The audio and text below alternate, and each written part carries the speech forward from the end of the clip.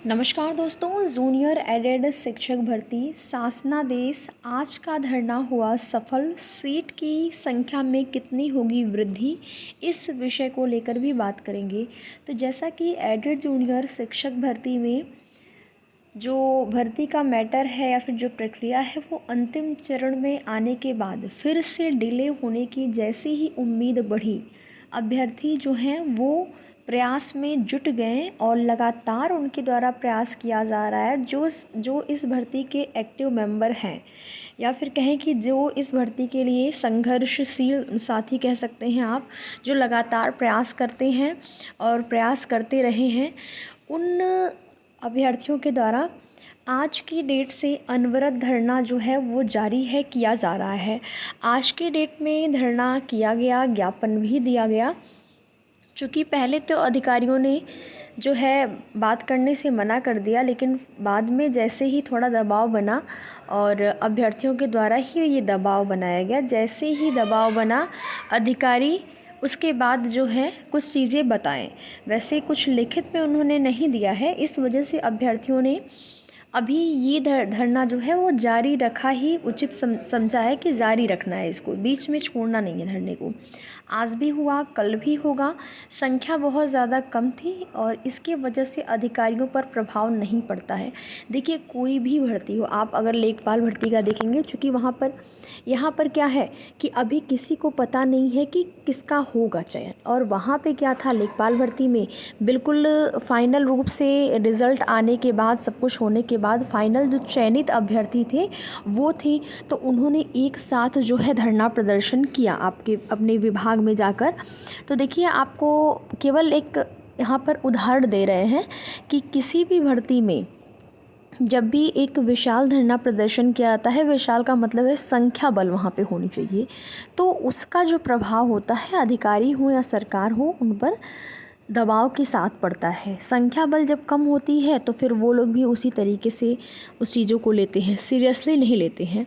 तो आपकी भर्ती में जितने भी अभ्यर्थी हैं, अगर आप लोग बहुत ज़्यादा संख्या, हम नहीं कह रहे हैं कि हाँ 10,000 20,000 हो जाए, लेकिन हाँ अगर 400-500 की संख्या में भी अगर आप पहुंच जाते हैं ना, 1000 तो बहुत ज़्यादा है, अगर 1000 हो जाएंगे तब तो बात ही अलग होगी। 1000 होंगे तो फिर इन लोगों को निर्णय लेना ही पड़ेगा, और प्रिंट मीडिया वाले भी आप लोगों की बात को जो है वो प्रदर्शित करेंगे। आज देखेंगे, आज के न्यूज़पेपर में भी आपके भर्ती संबंधित मुद्दे जो हैं वो दिए गए थे, जिसमें कि लास्ट में एक लास्ट वाले पैरा में ये चीज़ें मेंशन करी गई थी कि अधिकारियों की उच्च स्तरीय बैठक बहुत जल्द ही होने वाली है। तो ये वहाँ से सकारात्मक खबर है, वो उसको आप लोग बहुत ज़्यादा जो है ऐसा नहीं है, ऐसे हल्के में ना लीजिए। अगर वहाँ पर सूत्रों के मुताबिक ये दिया गया है कि आधिकारिक उच्च अधिकारियों की मीटिंग होगी, तो आप लोग थोड़ा सा उसको लेकर सकारात्मक हो जाइए और सीरियस भी रहिए, और धरने को आपको बीच में स्थगित नहीं करना है, धरना इसी प्रकार से जारी रखना है। अपनी मांग को शांतिपूर्वक ढंग से शासन तक, अधिकारियों तक पहुंचाना है और कुछ भी नहीं। संख्या कम रहती है तो उसका प्रभाव भी कम ही पड़ता है, तो आप लोग संख्या बल दिखा दीजिए। हो सकता है कि आपकी भर्ती के लिए ये आखिरी धरना हो, तो इसमें जो भी दूर दूर के साथी हैं, अगर वो नहीं आ पा रहे हैं तो कम से कम पास वाले लोग धरने में उपस्थित हों और जो है अपना सहयोग करिए। देखिए, सहयोग अगर आके आप करते हैं तो वो ज़्यादा बेहतर होता है, ठीक है। केवल इधर उधर से बस जानकारी लेने से कुछ नहीं है होता है।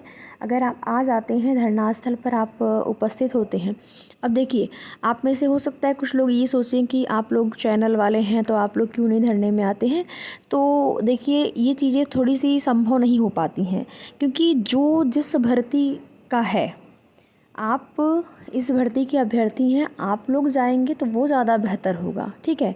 और अपनी बातों को रखने के लिए और जाने के लिए 4-6 दिन के लिए अगर आप अपना कोई भी ऐसा कुछ भी आप तैयारी वगैरह कर रहे हैं, उम्मीद है कि इसमें बहुत ज़्यादा अभ्यर्थी तैयारी करने वाले ही होंगे जो अलग अलग भर्तियों की तैयारी कर रहे होंगे, तो थोड़ा सा 3-4 दिन का ब्रेक लेके, क्योंकि बस दिन में ही आपको जाना है, ऐसा तो है नहीं कि आपको रात को वहाँ पर रुकना है, केवल दिन में ही जाना है। तो आप जाके कम से कम प्रयागराज के आसपास के जो भाई बंधु हैं वो ज़रूर पहुँचें।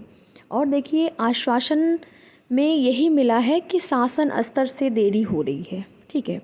और शासन जैसे ही अनुमति दे देती है हम लोग जो है भर्ती में जीओ जारी कर देंगे।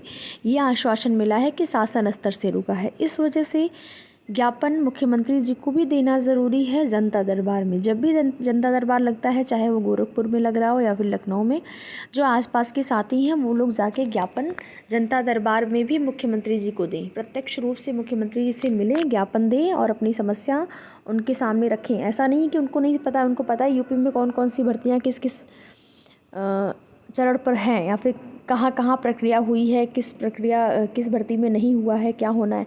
क्या मुख्यमंत्री जी को नहीं पता है कि शिक्षक भर्ती के लिए अभ्यर्थी कितना वेट कर रहे हैं, चाहे प्राथमिक शिक्षक भर्ती हो या फिर टीजीटी पीजीटी परीक्षा तिथि को लेकर सब उनके संज्ञान में रहता है। ऐसा नहीं कि उनके संज्ञान में नहीं रहती हैं चीज़ें, बस ये है कि आप लोगों को उसको बार बार उनको याद दिलाना है, ठीक है।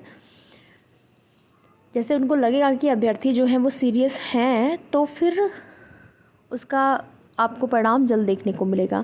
अन्यथा की स्थिति में ऐसे ही डिले करते रहेंगे। और मैनेजमेंट वाले इतना हावी हैं कि ये लोग तो बिल्कुल नहीं चाहेंगे कि भर्ती इस तरीके से हो। वो चाहेंगे कि पहले जिस प्रकार से प्रबंधक के माध्यम से भर्ती होती थी, अच्छे खासे उनको रुपए पैसे मिलते थे, उसी स्तर से उसी तरह से वो चाहेंगे कि भर्ती प्रक्रिया हो। तो आप सभी लोग साथ एकजुट हो जाएं, एक साथ हो जाएं। आपकी भर्ती का मैटर है। सीट में वृद्धि होने की भी पॉजिटिव खबर मिली है कि आपकी सीटों में लगभग यहाँ पर जो है आपको 2500 के आसपास सीटें देखने को मिल सकती हैं। तो सीटों में भी वृद्धि हो रही है। अब ये तो नहीं कह पाएंगे 6000 सीटें। हाँ, आश्वासन उन्होंने यही दिया है कि आरक्षण का जो पेज है और मेरिट जो है वो राज्य स्तरीय बनेगी, जो किस स्तर से बनेगी, इस पर भी अभी चीज़ें क्लियर नहीं हो पाई हैं। तो ये तो एक बहाना है उन लोगों का। आरक्षण का मुद्दा आज से नहीं, बहुत दिन से ये लोग बता रहे हैं कि आरक्षण संबंधित चीज़ें हैं, इसकी वजह से डिले हो रहा है। तो उम्मीद करते हैं कि इस बार जो उच्च स्तरीय मीटिंग होगी उसमें ये आरक्षण और किस प्रकार से मेरिट बननी है, ये चीज़ें क्लियर कर ली जाएंगी। आज के न्यूज़पेपर को अगर आपने देखा होगा तो ठीक है, नहीं देखे होंगे तो एक बार देख सकते हैं आप लोग। आज के न्यूज़पेपर में आपकी भर्ती संबंधित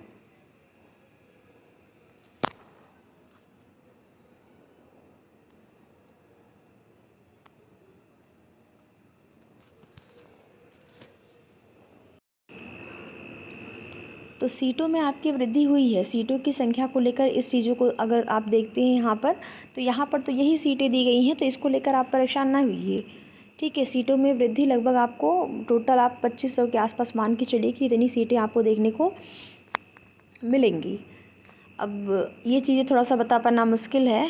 जैसा कि मैंने आप लोगों को पहले ही बताया था कि मैथ और साइंस में सबसे ज़्यादा सीटें रहने की संभावना है, संस्कृत में सबसे कम। लेकिन एग्जैक्ट कितनी रहेंगी ये तो शासनादेश आने के बाद ही या फिर ऑफिशियल नोटिस आने के बाद ही चीज़ें क्लियर हो पाएंगी। बस आप लोगों से एक यही निवेदन है कि आप लोग धरने स्थल पर उपस्थित हों, शिक्षा निदेशालय प्रयागराज, और सभी लोग एक साथ आएँ, संख्या बल दिखाएं अपनी, ताकि जल्द से जल्द भर्ती आपकी पूरी हो पाए। बाकी वीडियो में लास्ट तक बने रहने के लिए आप सभी का बहुत बहुत धन्यवाद। वीडियो पसंद आए तो लाइक शेयर करके, चैनल पर नए हैं तो चैनल को सब्सक्राइब भी ज़रूर कर लें।